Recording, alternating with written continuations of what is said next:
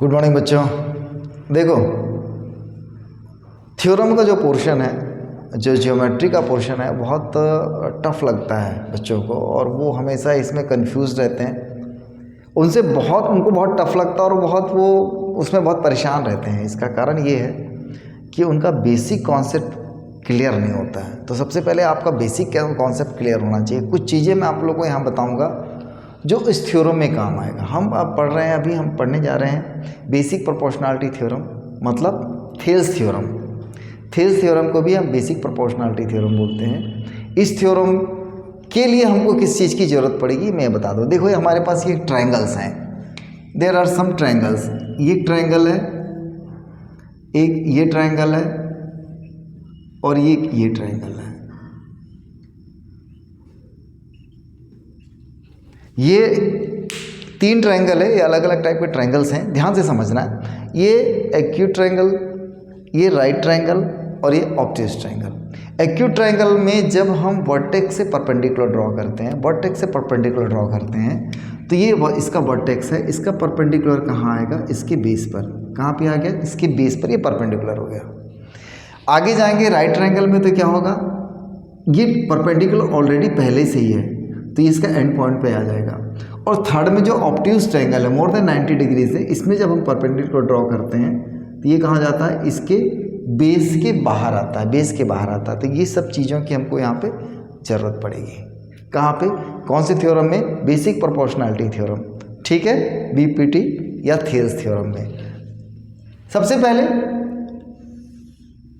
एक ट्रायंगल है और थ्योरम में बोलता है कि किसी भी ट्रायंगल में एक साइड के पैरेलल एक लाइन दी है, एक लाइन दिया गया है,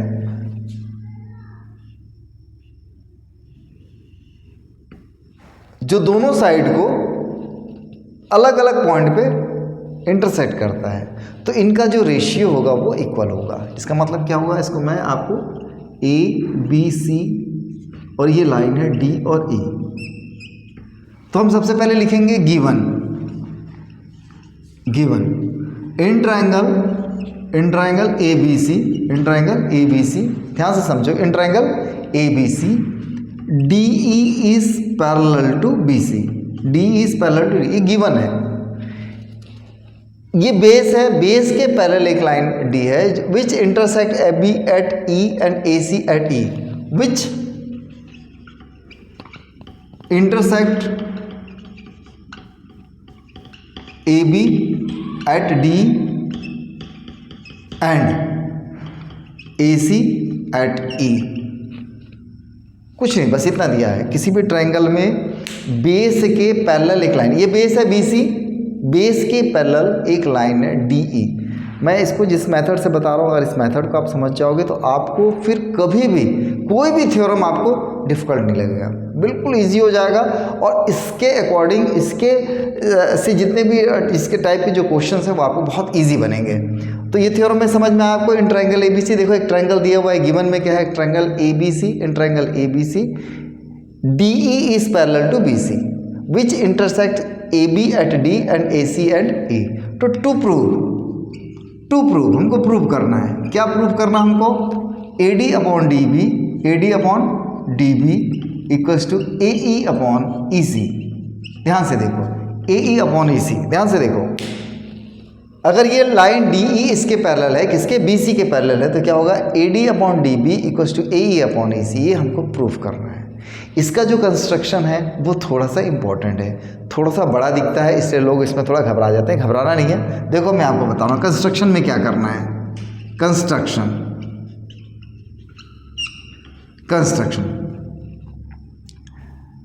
taking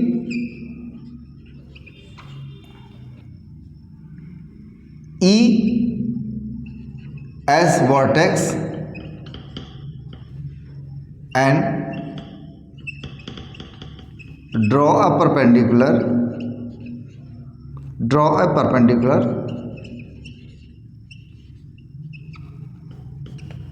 to AB as EF। देखो ध्यान से क्या बोल रहा है ये?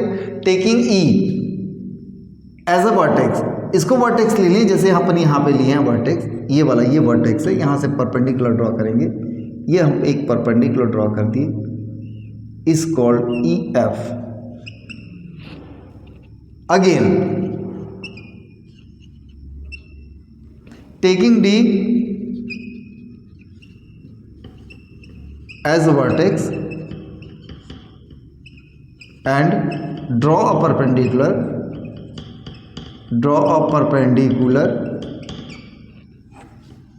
to AC as DG, AC as DG, ये कौन है? DG।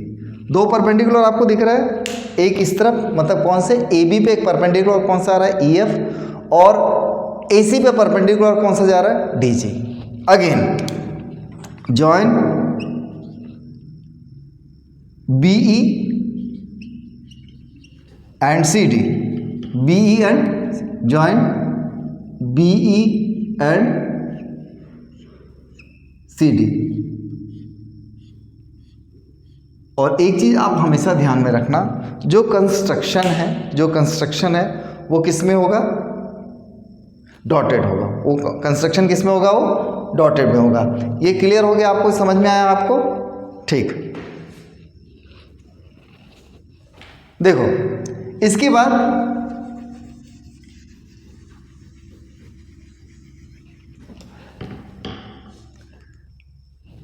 Given to proof construction के बाद हम आते हैं प्रूफ में। किस में आ गए हम? प्रूफ में।